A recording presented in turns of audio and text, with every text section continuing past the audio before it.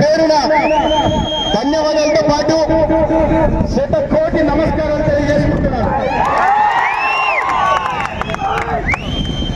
నేను ఇవాళ మధ్యాహ్నం దాకా ఇక్కడ ఉంటున్నాను. తర్వాత విజయవాడ రమ్మని చెప్పి అధిష్టానం చెప్పడం జరిగింది. కాబట్టి రేపు విజయవాడ వెళ్లాల్సిన అవసరం ఉంది. తర్వాత ఒకరోజు ఢిల్లీ వెళ్ళాలి. తర్వాత నేను మీ మధ్యనే ఉంటా.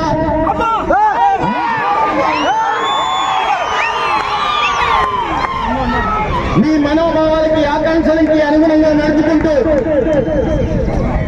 మీరు పెట్టిన నమ్మకాన్ని రుజువు చేసుకుంటారని తెలియజేస్తూ మీ అందరి రుణం ఏ రకంగా తీసుకోవాలో కూడా నాకు ఇప్పటికీ అర్థం కావట్లేదు.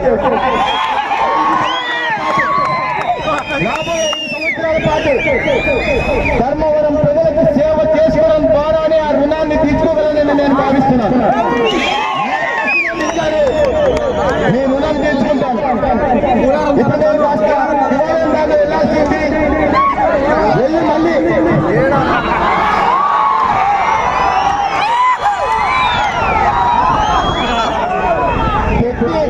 కొద్ది అవినీతి కోటను కొలుస్తాం. ఆ విషయాన్ని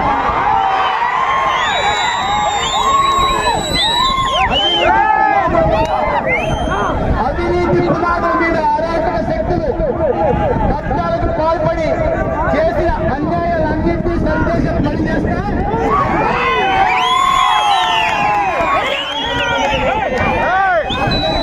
శివాలయం దాకా వెళ్ళొస్తారు. మీరు అందరూ ఉండాల్సిందిగా, మధ్యాహ్నం భోజనం చేయాల్సిందిగా కోరుకుంటూ మళ్ళీ ఇంకోసారి మీ అందరికీ